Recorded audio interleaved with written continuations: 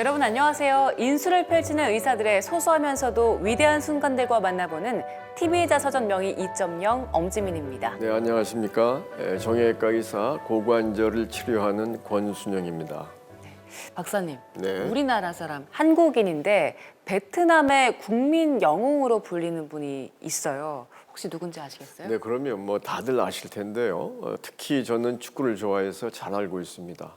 베트남 국가대표 축구팀 감독이셨던 박항서 감독 맞죠? 네, 맞습니다. 네. 박항서 감독님은 베트남 축구팀을 역대 최고의 성적으로 이끌었는데요. 그래서 베트남 축구 역사에 남을 만한 업적을 세운 분이잖아요. 그렇습니다. 그런데 사실 박항서 감독님보다 앞서서 베트남의 국민 영웅으로 칭송받는 분이 계십니다. 국내를 넘어서 베트남까지 의료봉사를 통해 인수를 펼치고 계신 분인데요. 오늘 함께할 주인공은 화면으로 만나보겠습니다.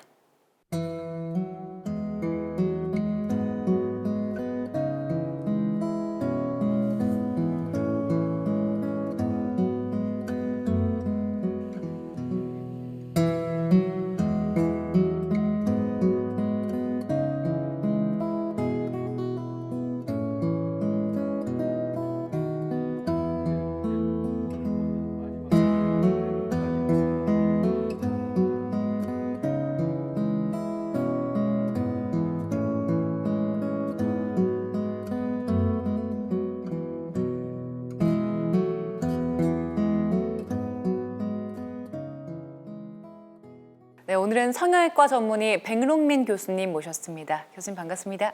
안녕하세요. 네, 저희 시청자분들께 교수님 소개 부탁드릴게요. 네, 서울대학교 의과대학 교수로 일하고 분당 서울대학교 병원 성형외과에서 근무하고 있습니다.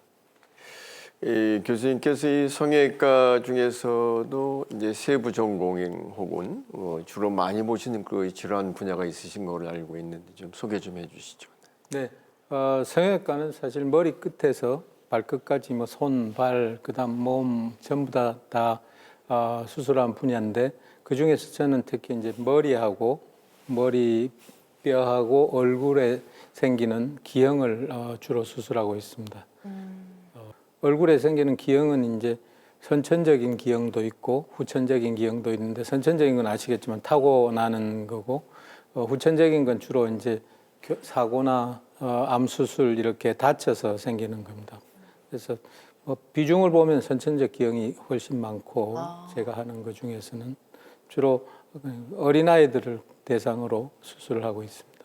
선천적으로 기형을 타고난 아이들, 그럼 주로 어떤 질병들이 있나요? 굉장히 다양합니다. 선천적인 얼굴 기형 어린이들을 사실은 밖에 잘 나와서 다니지 않기 때문에 일반 우리 여러분들은 볼 일이 별로 없으셨겠지만 저희는 이제 수술하기 전 모습을 다 보니까 눈, 코, 귀, 입, 머리뼈, 얼굴뼈 전체 굉장히 다양한 기형이 있습니다. 이 얼굴이 지금 범위가 작은데도 곳곳에서 다 기형이 발생하는 그럼요. 거군요. 네. 선천적으로 이런 질병을 타고난 아이들, 치료는 언제부터 할 수 있나요? 수술 시기도 각지 이제 눈의 기형인지 코의 기형인지 입술의 기형인지 머리뼈의 기형인지에 따라서 굉장히 다릅니다. 예를 들면 머리뼈 기형은 빨리 할 때는 생후 한 2, 30일 안에 한 달 안에 수술하는 경우도 있고 제일 얼굴 기형 중에 흔한 구순열, 입술 갈림증, 그다음 구개열, 입천장 갈림증 같은 경우는 생후 3개월에 입술은 수술하고 생후 12개월이 되면 입천장 수술하고 이렇게 하고 어떤 경우는 또 상당히 늦게 하기도 합니다. 소위증이라고 귓바퀴가 안 만들어지는 그런 기형도 있는데 그런 경우는 저희가 지금은 한 만 8세에서 10세 사이에 하는 걸 권하고 있습니다. 아이들이 자라면서 얼굴이 많이 바뀌잖아요. 어릴 때 수술을 하면 커서 다시 좀 해야 되는 경우들도 있나요? 네. 어릴 때 수술해서 하고 어릴 때 모습하고 커서 모습하고 모양이 굉장히 많이 변하는 하고 자랄 때 모양이 변하는 경우는 나중에 하는 걸 그게 이제 대표적인 게 뼈 수술입니다. 얼굴 뼈 수술. 이것도 두개골도 경우에 따라서 그런 경우도 있고 크게 변하지 않는 경우 예를 들어서 입술 같은 경우는 한 번 수술하면 그 모양 그대로 잘 자라기 때문에 한 번으로 충분할 경우도 있습니다. 그 많은 부모님들이 이제 아이들이 선천성 기형을 갖고 태어났을 때 참 그 심리적으로 힘든 거를 떠나서 더욱 뭐 좌절, 참 많이 어려운 고통을 좀 느낄 것 같은데요. 그 부모님들한테 우리 교수님께서 뭐 특별하게 어떤 말씀을 해주시나요? 네, 뭐 부모님들이 사실 제일 고통스러워하시고 어려워하시죠. 네. 아기들은 어릴 때는 잘 모르니까요. 자기 모습을 이제 보고 자기 모습을 깨닫는 거 한 만 3살 정도는 돼야 됩니다. 그 전에는 사실 크게 신경을 안 쓰기 때문에. 근데 이제 부모님들은 그 태어날 때부터 뭐 죄책감부터 시작해서 그다음 애의 미래에 대한 걱정 뭐 큰 걱정을 달고 다니시죠. 그래서 그걸 어떻게든 하여튼 덜어드리려고 늘 노력은 합니다. 그리고 실제로 많은 기형이 얼굴 기형이 수술을 하면 사회생활하고 나중에 사는 데는 큰 불편도 없고 어떤 경우는 심지어 수술했는지 잘 모르는 경우도 있기 때문에 그런 걸 잘 설명을 드리고 부모님들이 너무 고통을 받지 않도록 그리고 어려워하게 생각 안 하시도록 뭐 노력은 합니다. 근데 이제 그게 잘 없어지진 않죠. 사실 얼굴 기형이라는 게 이제 딱 사람을 만나자마자 보이는 거다 보니까 환아들도 그렇고 부모님들도 그렇고 굉장히 신경을 많이 쓸 것 같아요. 옆에서 지켜보면서 어떤 생각이 드시나요? 제일 안타까운 건 이제 말씀대로 얼굴 기형은 어디 숨기지를 못하니까요. 얼굴을 보는 순간 누구나 이렇게 하고 이제 바로 스스로 진단을 다 내리고 어떤 경우는 너무 관심이 많아서 물어보기도 하고 그런다고 그래요. 길 가는데 왜 그러냐고. 참 그런 정도로 너무 드러나는 게 큰 문제인데 또 하나의 문제는 이제 우리가 너무 외모에 신경을 많이 쓰고 또 외모가 모든 것인 양 생각하는 경향이 있어서 얼굴경을 가지면 사실 다른 기능은 다 관계가 없습니다. 대부분. 그래서 뭐 전혀 다른데 문제가 없는데도 불구하고 많은 분들이 또 얼굴이 그러면 다른 데도 문제가 있을까 이런 생각까지도 같이 하면 이제 부모님이나 또 그 얼굴경을 가진 어린이들은 굉장히 참 힘들죠. 전혀 안 그런데 그런 걸 우리 여러분들도 좀 이해를 해주시고 수술하고 그럼 뭐 대부분 경우는 뭐 정상적인 사회생활 완전히 할 수 있습니다. 그래서 너무 지나친 관심도 사실은 그 환자나 부모님들한테 괴로울 수도 있다는 걸 좀 아셨으면 좋겠습니다. 오늘 함께하신 그 백능미 교수님께서도 참 우리나라 성형외과계에서 최고의 명의시지만 뭐 저희 의사들 대부분 다 성형외과에 조금이라도 관심이 있는 분들이라면 그 백능민 교수님의 형님이신 백세민 교수님을 저희가 항상 떠올리게 되는데 참 그 우리나라 성형외과 역사에 한 획을 그신 분 아니겠습니까? 그렇습니다. 오늘의 백능민 교수님이 있기까지 혹시 그 형님의 영향이 좀 있었습니까? 네, 당연히 뭐 제가 저보다 형님이 15살 많으셔서 제가 대학을 졸업하고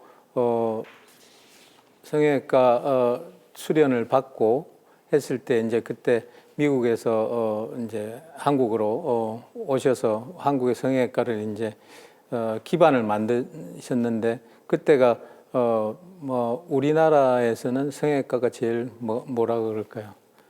제일 그 붐이었던 시절 중에 하나입니다. 왜냐하면 그동안 못했던 많은 거 얼굴경이 대표적인 건데 수술을 하고 또 손가락이 이렇게 절단된 경우 뭐 팔이 절단된 경우 이런 것도 사실은 백세민 선생님께서 오셔서 뭐 그걸 가능하게 많은 수술들을 하시고 왔기 때문에 모두가 이제 야 나도 저렇게 되고 싶다 이런 생각은 누구나 그때 가지고 있었는데 그때가 저희가 학생 졸업하고 그다음 전공의 졸업하고 이런 시절이었습니다. 그래서 굉장히 성형외과가 인기가 있었고 지금하고 다른 면으로 그래서 저도 성형외과를 선택했고 밑에 들어가서 제가 한 6년 제가 그 밑에서 수련을 받고 같이 모시고 일을 했는데 뭐 절대적인 영향을 미쳤죠 사실. 그리고 얼굴 기형을 하게 된 것도 뭐 그런 이유로 제가 얼굴 기형을 선택했으리라 생각합니다.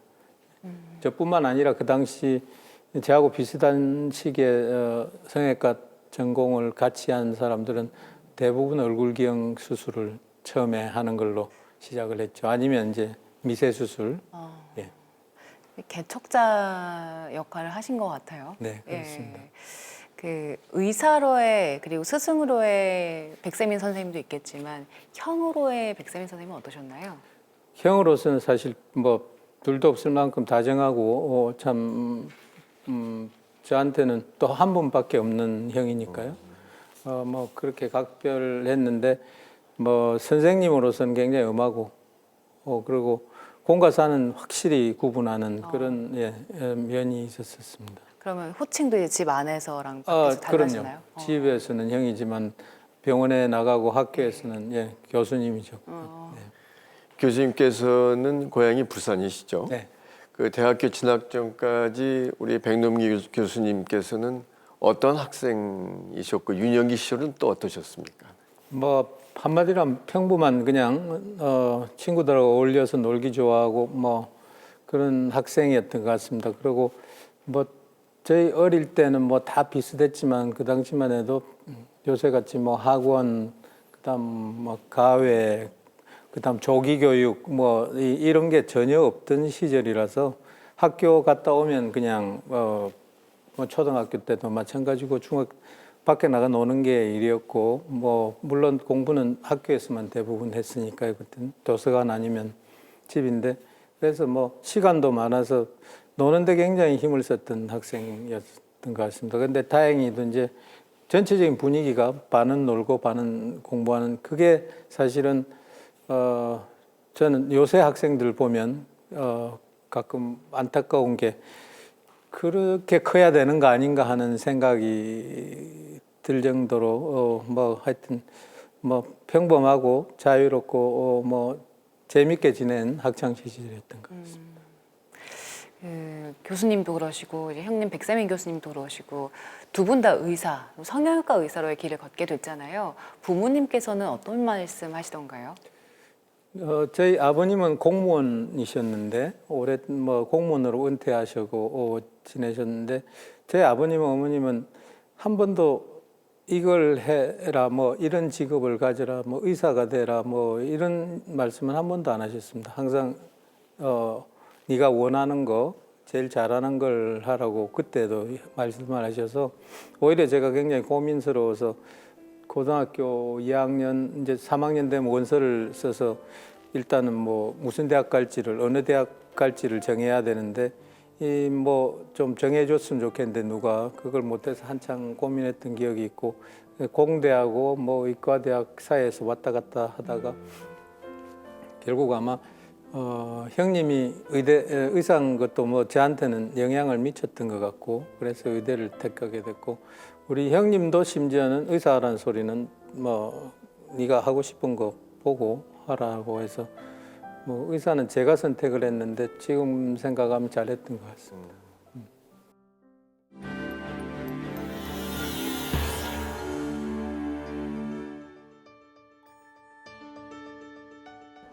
흔히 사람들은 더 아름다워지기 위해 성형외과를 찾는다. 하지만 선천적인 기형이나 사고, 질병 등 후천적인 문제로 성형수술을 받아야 하는 이들이 있다. 이런 환자들을 위해 도움의 손길을 내민 이가 있다. 얼굴 기형 환자들을 치료해온 성형외과 전문의 백롱민 교수다. 저는 얼굴 기형을 주로 수술하기 때문에 당연히 주로 뭐 머리, 얼굴, 요 목 윗부분에 있는 기형을 주로 하게 됩니다. 그래서 뭐 눈, 코, 입, 귀, 뭐 얼굴 형태 이런데 기형을 주로 다루고 크게는 뭐 선천기형이라고 해서 타고난 형태의 기형이 있을 수가 있고 기능의 기형이 있을 수가 있고 또 이제는 뭐 후천기형은 교통사고나 뭐 이런 외상으로 해서 다친 경우가 많고 또는 요새는 이제 암 수술 이런 걸로 모양이 훼손되거나 이럴 때 수술을 하게 되겠습니다.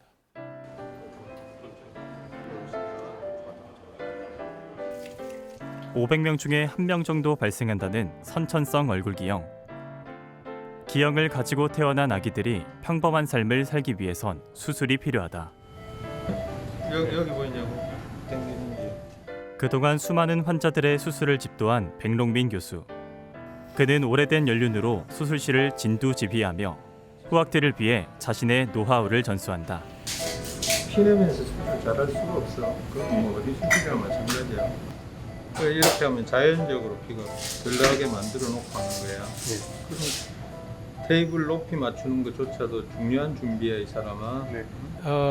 입술 갈림증이라고 해서 전에는 구순열이라고 했는데 입술이 날 때부터 갈라져 있는 아기였습니다. 그래서 다른 데서 입술 수술을 했는데 입술 모양을 조금 더 바로 잡아주고 또 입술 갈림증이 있을 때는 코의 기형도 같이 있기 때문에 코 모양을 같이 잡아주는 그런 수술을 했습니다. 그동안 어떻게 하셨어요? 이제 오늘 보면 마지막일 것 같은데 3년 전에 턱뼈 수술을 해서 이제 수술이 전부 다 완전히 끝난 것 같아요. 하고 이제 마지막으로 코 수술도 했기 때문에 저는 결과 마음에 드는데 본인은 마음에 들지 모르겠습니다. 그동안 이제 수술해 놓은 게 그대로 잘 유지되고 있는지, 특히 치아가 턱뼈의 위치가 잘 유지되고 있는지 요거는 하고 아무리 바쁘셔도 한 2, 3년에 한 번씩은 뵙도록 하겠습니다. 얼굴 기형을 가진 이들은 세상의 편협한 시선으로 인해 상처를 받는다. 때문에 이들을 위로하고 용기를 불어넣어 주는 것도 백 교수의 몫이다. 네, 그동안 수고 많으셨어요. 2개월 뒤에 뵙겠습니다. 네. 겉으로는 다소 무뚝뚝해 보이시지만 마음속으로 환자들을 꼼꼼히 좀 정성스럽게 신경 쓰시는 분입니다. 초기 진료 보실 때 환자분들 직업까지 일일이 확인하시면서 경제적으로 형편이 어려우신 환자분들이 경제적인 여건이 안 되어서 수술을 못 받는 상황이 생기지 않도록 신경 쓰시고 여러 후원 방법을 통해서 도움 받을 수 있도록 직접 연락까지 취해서 도움 받을 수 있도록 하시는 모습이 되게 감명 깊었습니다. 한국 성형외과 역사에 큰 획을 그은 형 백세민 박사의 영향으로 백롱민 교수 역시 성형외과를 지망했다. 그 후로 국내뿐 아니라 경제적으로 어려운 아시아 국가의 수많은 환자들을 수술하며 그들의 인생을 바꿔놨다. 이걸 하게 된 제일 큰 이유는 사실 경제적인 어려움 때문에 적어도 수술을 못 받는 일은 없도록 해야 되겠다는 이유였고, 두 번째는 얼굴기형 돕기의 큰 일 중에 하나는 얼굴기형을 알리는 것도 있습니다. 그걸 바로 알려서 얼굴기형에 대한 올바른 생각은 이미지나 또는 올바른 판단을 할 수 있는 그런 여러 가지 정보를 알리는 것도 있어서 그런 걸 지금까지 이제 해와서 우리나라에서는 적어도 얼굴기형에 대해서는 이제 많이 알려진 것 같고, 앞으로도 뭐 전 세계 특히 우리보다 못 사는 나라를 중심으로 이런 활동을 계속할 생각으로 있습니다. 백롱민 교수는 요즘 의료용 AI 연구개발 사업을 진행하고 있다. 우리나라에서 발병하는 흔한 질환들에 대한 의료 소프트웨어를 만들고 있다. 의료 정보에 대한 시스템을 갖추게 되면 질환에 대한 치료와 예측, 진단에 도움이 될 것으로 기대하고 있다. 폐암의 경우에는 지금 소프트웨어 2는 시제품을 완료를 하였는데요. 그러니까 그걸 받아서 미리 주면 훨씬 낫던데 답도 정확해지고. 전 사업단장으로서 이 전체가 규모가 크고 아까 말씀드렸지만 12개 과제에서 24개의 소프트웨어를 만드는 아주 대형 과제이기 때문에 그 전체를 조율하고 각각의 과제가 정상적으로 진행되고 있는지, 또 안 되면 뭘 우리가 도와서 계속 진행을 할 수 있을지, 이런 걸 뭐 하는 게 제 주된 일이고, 그게 우리 사무국을 비롯해서 같이 해서 전체 과제가 하여튼 성공적으로 4년 안에 기간 동안에 끝나도록 하는 게 제 과업이죠. 의지하며 또 믿고 이렇게 따르는 그런 분이라고 저는 생각을 합니다. 네. 네, 사실 진료에서는 이렇게 제가 직접 사실 이렇게 진료를 옆에서 이제 본 적은 사실은 없어서 잘 모르지만 이제 많이 이제 들리는 얘기로는 늘 이제 봉사를 많이 하시기 때문에 네, 그런 부분들 항상 이렇게 많은 여러 선생님들이 다들 존경하시는 의사 선생님이신 걸로 알고 있습니다. 네. 일평생 한국을 비롯해 아시아 얼굴기형 환자들에게 미소를 찾아주고 있는 백롱민 교수. 그들에게 환한 웃음만 찾아줄 수 있다면 그곳이 어디라도 달려갈 준비가 되어 있다고 다시 한번 다짐한다.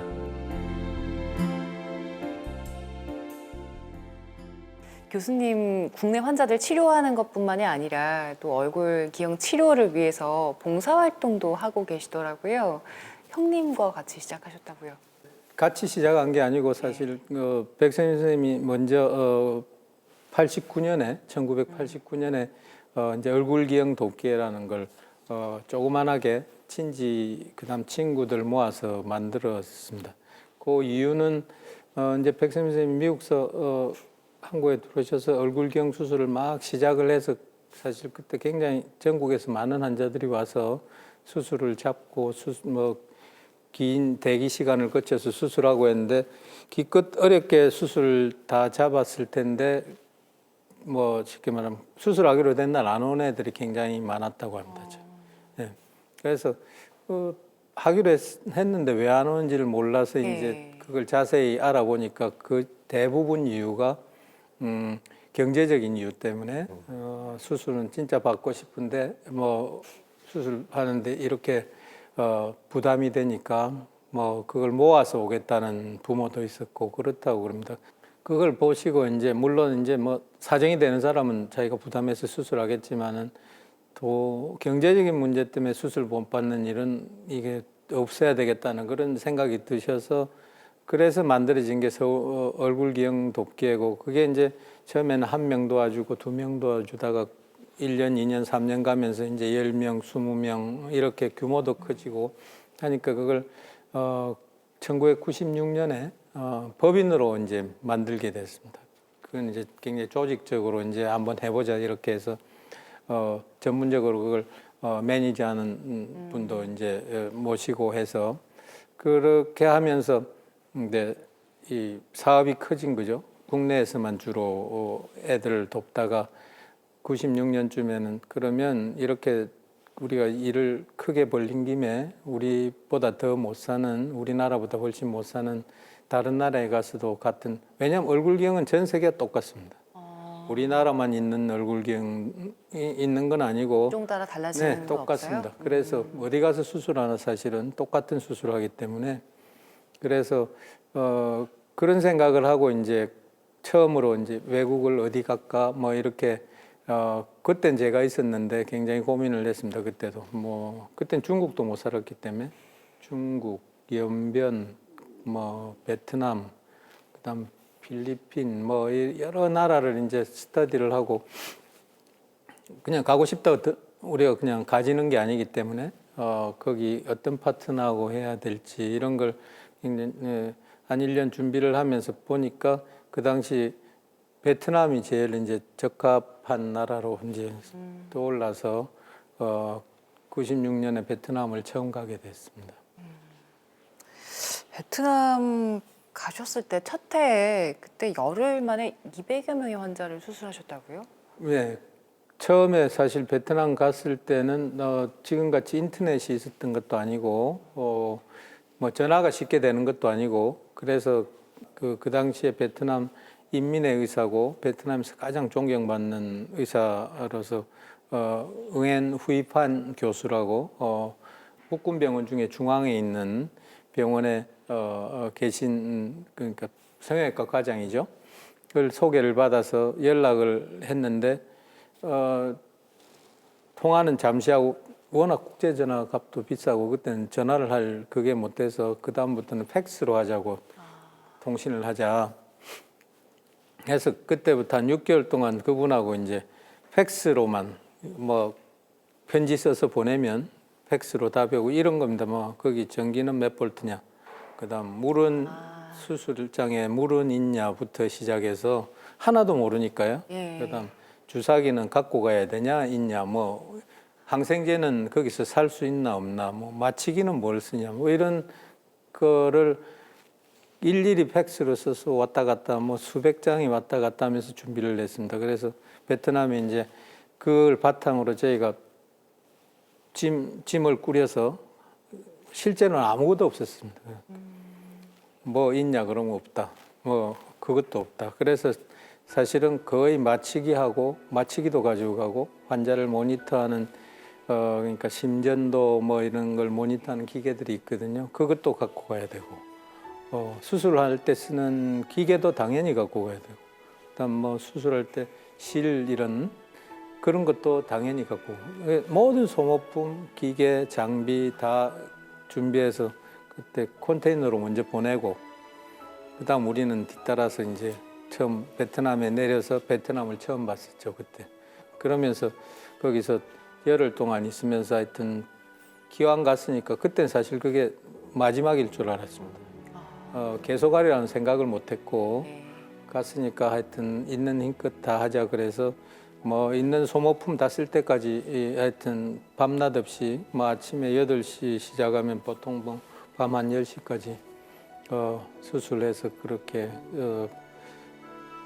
열심히 했었죠 사실. 그하고 뭐 가서 수술은 할 게 없기 때문에 열심히 했더니 우리가 마지막 날 우리는 이제 다 끝나고 가야 되겠다 했는데 그때서야 있는 동안에는 사실 굉장히 사무적이고 우리에 대해서 경계심도 많다는 게 드러나던데 보니까 마지막 날 이제 내년에 꼭 다시 왔으면 좋겠다고 그런 이야기를 해서 이게 이어진 겁니다. 네.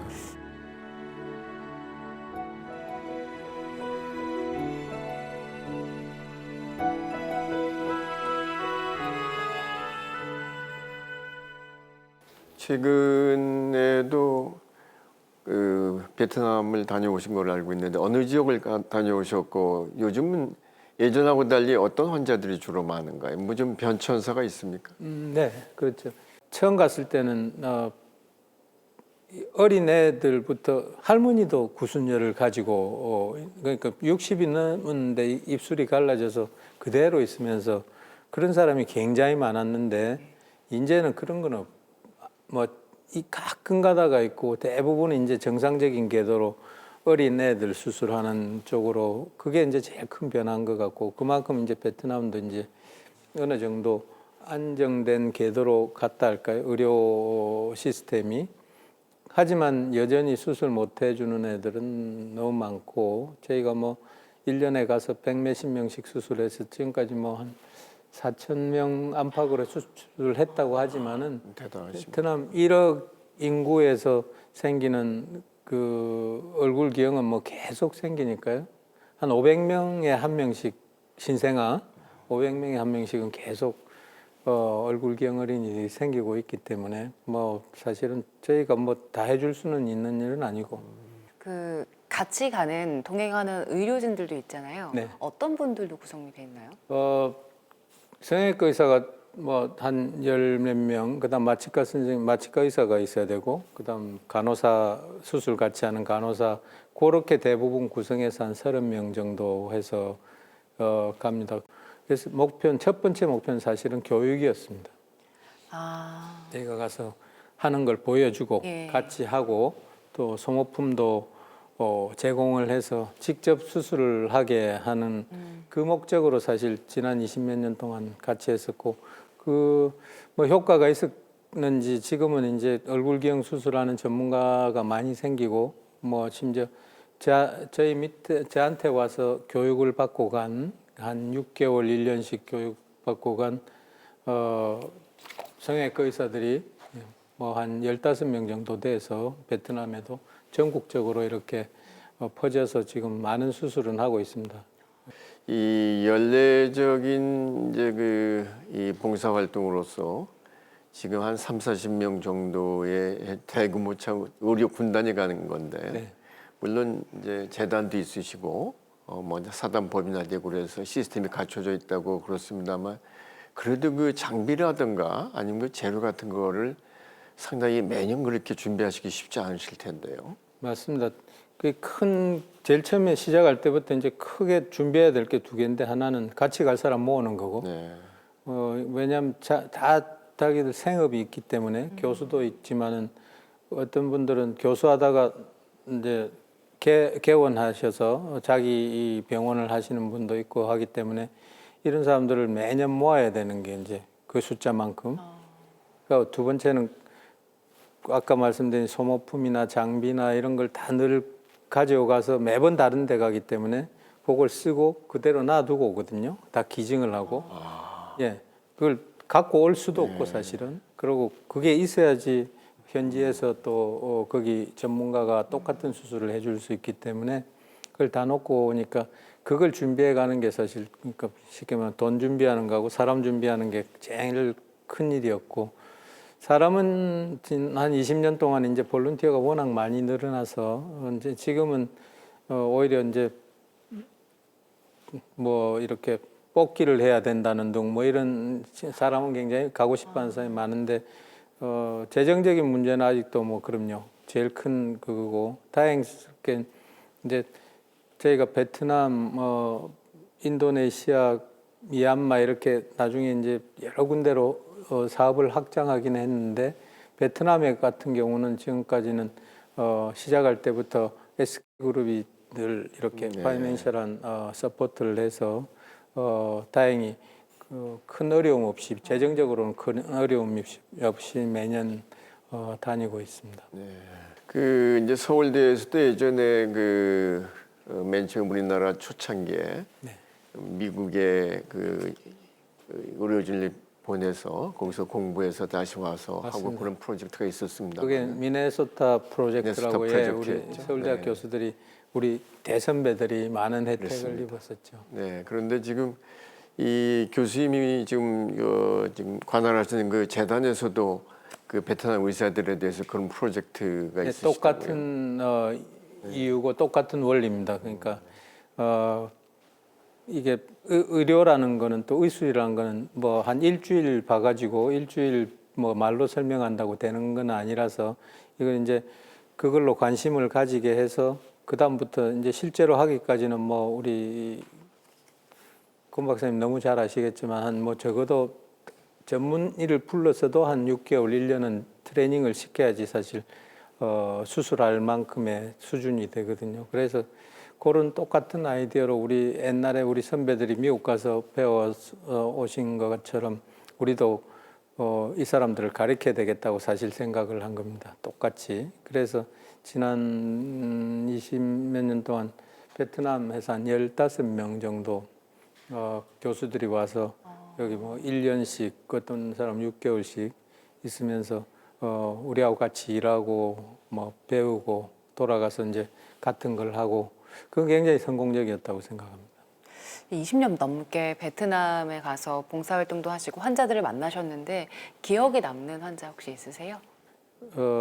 어릴 때 수류탄을 가지고 놀다가 베트남 아직도 폭탄이 여기저기서 많다고 그래요. 그래서 애들이 이제 뭔지 모르고 가지고 놀다가 터져가지고 얼굴 여기서부터 여기까지 완전히 이렇게 화상으로 붙은 애가 이제 우리 갔더니 한번 이제 와서 그때 처음 보고 느낀 거는 일단 마취가 안 되겠다고 생각을 했습니다. 이 마취는 이렇게 목이 이렇게 돼야지 이제 전신 마취를 하는데 여기서부터 완전히 한 덩어리로 몸이 붙어 있으니까 그래서 우리 마취과 교수가 보더니 이게 내시경 같은 이런 특수한 장비가 필요한데 우리 갖고 온 게 없으니까 거기도 없으니까 한국에 불러서 수술을 해야 되겠다고 그래서 이제 걔는 한국에 불러서 수술 여기서부터 하고 뭐 큰 수술 한 3번 하고 베트남 왔어도 손도 이렇게 붙어 있었어요. 장갑처럼. 예. 요걸 다 이렇게 벌려주는 수술 베트남에서 한 2-3번 하고 그래서 굉장히 수술도 많이 했지만 그렇게 심한 화상은 저도 사실 처음 봤습니다. 근데 다행히 다 우리가 계획대로 성공적으로 돼서 저희는 뭐 아주 서로가 해피하게 잊어버리고 있었는데 한 2, 3년 지나서 우리가 이제 매년 베트남 큰 나라인데 사실 네. 여기저기 다 돌아다니니까 우리 처음에 갔던 데하고 굉장히 먼 데 있었는데 우리가 왔다는 소문을 어디서 듣고 이제 기차를 뭐 얼마를 타고 왔다는데 몇 번을 갈아타고 왔다면서 우리가 일하는 데 찾아와서 네. 집에서 땅콩 농사를 하기 때문에 땅콩 한 가마니 메고 와서 그거 우리 먹으라고 주고 정말 반가웠습니다. 그리고 자기는 이제 대장간에 취직도 했고 그리고 여자친구도 생겨서 조만간에 이제 결혼도 하려고 한다고 그런 게 이제 사실 우리 얼굴경 뭐 뿐만 아니라 의사들이 이렇게 수술하고 고쳐서 뭐 받을 수 있는 제일 큰 뭐 선물이고 보람이죠. 그래서 걔가 지금 제일 생각입니다. 예, 최근에 이제 저희가 이 코로나라고 하는 커다란 그런 의료의 변혁이 야기되는 어떤 그 엔데믹 상황이 이제 겪으면서 참 이 의료의 전반적인 패러다임이라든가 아니면 그 메커니즘 그런 큰 변화가 지금 다가오는 거 아닌가 느끼고 있거든요. 뭐 다 아시다시피 그 중에서 가장 커다란 화두가 디지털 헬스케어인데 교수님께서 이 분야에 대해서 예전부터 관심이 많으셨다고요? 네, 맞습니다. 뭐 디지털 헬스케어는 지금 이제 이미 사실이 기정사실이 됐죠. 네. 10년 전만 해도 디지털 테크놀로지와 뭐 그다음 인터넷, ICT 이런 데이터 사이언스 이런 거와 의료를 융합해서 새로운 패러다임의 의료를 만들면 의료의 지금 효율이나 그다음 비용 감소, 그다음 안전성 증가 뭐 이런 의료가 지금 안고 있는 많은 문제들을 해결할 수가 있다고 그런 주장들을 학자들이 했고 실제로 조금씩 이렇게 그 일들을 해왔는데 이제 그게 지난 10년 동안 뭐랄까요 이제는 사실 큰 방향이 돼서 디지털 테크놀로지를 빼고는 의료를 지금 이야기 못할 만큼 됐습니다. 그래서 뭐 다행히 저는 이제 제가 있는 병원이 일찍부터 디지털 하스피털을 이제 주창하면서 그런데 굉장히 관심을 가지고 투자를 많이 해서 그런 경험을 많이 가지면서 이제 이 일에 시작하게 됐는데 지금은 뭐 처음에 디지털 테크놀로지와 융합 이거에 한 발짝 더 나가서 요새 말하는 3차 산업혁명이 의료에도 그대로 적용이 돼서 의료의 4차 산업혁명. 4차죠. 네, 그렇죠. 의료의 디지털 트랜스포메이션이 네, 이제 뭐 사실 궤도에 올라 있는 상태입니다. 맞습니다. 네. 그래서 모두가 지금 뭐 물론 그게 의료의 전부 다는 아닙니다. 의료를 의료의 순기능을 더 도와주고 맞습니다. 그다음 비용을 줄이고 네. 하는데 큰 역할을 하고 있습니다. 우리나라는 지금 이제 그간 큰 기관의 어떤 디지털 헬스케어를 참 연구하시고 그다음에 그 병원 시스템이 심고 그런데 참 병원장으로서도 많이 기여를 하시고 그러셔서 나름대로 어떤 이 방향으로 갔으면 좋겠다라고 하는 그런 비전을 갖고 계실 것 같은데 한번 거기에 대해서 한번 뭐 앞으로의 상황입니다만 잠깐 언급해 주도록 하시죠. 디지털 헬스케어의 이제 결국은 바탕은 데이터입니다. 네. 우리가 의료 행위를 하면서 또는 환자를 보면서 생기는 데이터를 옛날에는 그냥 수기로 썼고 종이에 이렇게 썼고 한데 이제 모든 병원이 다 그걸 디지털라이즈해서 우리가 모아서 볼 수가 있게 됐죠.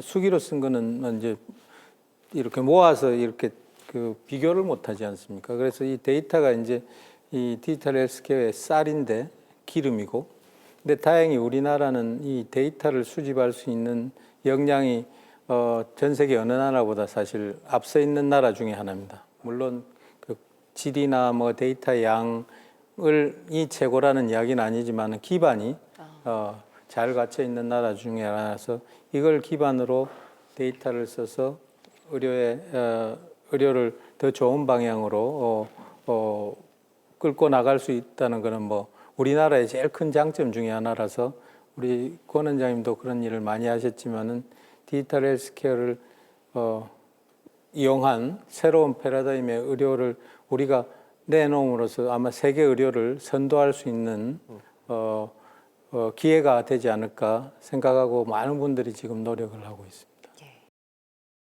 참 지금 서울에 참 그런 지역에 성형외과들이 많이 몰려 있지 않습니까? 막 그런 걸 이렇게 보시면서 마음이 교차하실 거라고 생각이 되고, 특히 교수님께서는 그런 분야보다는 이러한 이 재건이라든가 어떤 선천성 기형에 대해서 이제 쭉 공부하시고 그다음에 많은 환자를 치료하셨는데, 지금 이쪽 분야보다는 이러한 재건 쪽에는 상당히 전공하신 분이 많이 적고 그래서 안타까운 심정이 많이 드신다고요. 네, 사실은 재건 성형, 미용 성형 이게 딱 이렇게 칼로 쪼개듯이 나눠지는 건 아닙니다.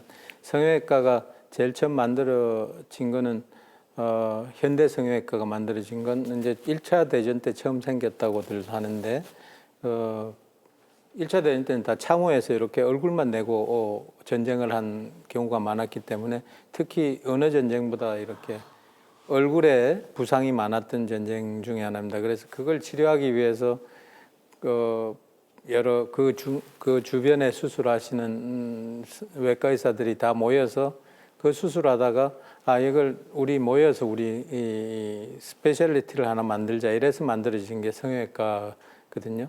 그래서 성형외과의 시작은 하여튼 망가진 또는 비정상적인 구조를 또는 조직을 정상적인 모습으로 되찾아주는 데 있기 때문에 모든 게 거기에 집중되어 있었습니다. 그런데 이제 이걸 많이 하다 보니까 사람이 그럼 비정상을 정상으로 만들면 똑같은 수술 방법으로 똑같은 아이디어로 정상도 슈퍼노멀로 만들 수가 있겠네. 그렇게 해서 시작된 게 사실은 미용 성형입니다. 그래서 이게 하는 수술이 다르고 또는 원칙이 다르고 원리가 다른 건 아니고 근본적으로 똑같은 걸 하면서 대상을 누구에다 대놓고 어떤 환자에다 이런 수술을 하느냐가 이제 지금 재건 성형, 미용 성형을 나누게 되는데, 미용 성형이 굉장히 많은 사람들의 관심을 끌고 또 많이 하는 거 그 자체는 전 굉장히 좋다고 생각합니다. 자기 더 이뻐지고 더 좋은 모습을 갖기 위해서 수술하는 거야 얼마든지 좋다고 생각하는데, 너무 과하게 지나치게 많이 하는 게 문제지, 그 미용 성형 자체는 안 와서 그거에 관심을 가지고 전공하는 사람이 많다, 그 자체는 사실 문제가 아니고, 단지 이제 저같이 얼굴 기형하고 이렇게 상대적으로 미용 성형보다는 그 재건 성형을 많이 하는 사람들이 더 늘지가 않는다는 게 이제 그거는 이제 관심을 가진 사람이 없을 수도 있지만은 여러 가지 문제가 있습니다. 대부분 대학에서 그런 수술을 하는데 대학의 TO 문제도 있고, 우리 대학만 해도 대학교에 그 TO가 지난 20년 동안 교수 수가 늘지가 않았으니까요. 그러니까 당연히 하고 싶은 사람이 있어도 못 들어오고, 또 그러니까 할 수 있는 양도 늘 정해져 있고, 그런 식의 제한도 있어서 꼭 모두가 미용 성형으로 가네 그런 거는 아니고, 또 그게 나쁜 것만도 아닌데, 하여튼 지금은 제가 하는 분야나 이렇게 하는 분야들이 사람들을 구하기가 쉽지가 않은 그런 병원 따라서는 그런 어려움은 많이 갖고 있죠. 그건 다른 과도 비슷하리라고 생각합니다. 대부분. 저희 이제 공식 질문 드릴게요. 서양에서는 가장 존경할 수 있는 의사로 내 어머니, 가족을 맡길 수 있는 의사를 꼽더라고요. 교수님께서 생각하시는 내 어머니와 가족을 맡길 수 있는 의사는 어떤 사람인가요? 서양뿐만 아니라 우리 백세민 선생님이 그러니까 입국을 할 때, 그러니까 저희가 입국이라는데 처음에 이제 그 밑에 배우러 가면 이렇게 선서를 하게 하는 게 있었습니다. 두 가지인데 세 가지군요. 세 가지는 들어갈 때 전부 다 이렇게 선서를 하고 들어가는데 약속을 하고 들어가는 거죠. 첫 번째는 환자를 가족과 같이 사랑해라. 두 번째는 공부하는 의사가 돼야 된다. 그다음 세 번째는 선배를 존경하고 후배를 사랑하는 의사가 된다. 그 세 가지는 이제 들어갈 때 전부 다 이렇게 하고 들어갔습니다. 그래서 당연히 우리는 그렇게 해야 되는 걸로 배웠고 또 너무나 의사는 당연히 뭐 환자가 전부지 않습니까? 그래서 환자를 사랑하고 내 가족같이 생각하고 내 친구같이 생각하면 사실 아무런 문제가 없거든요.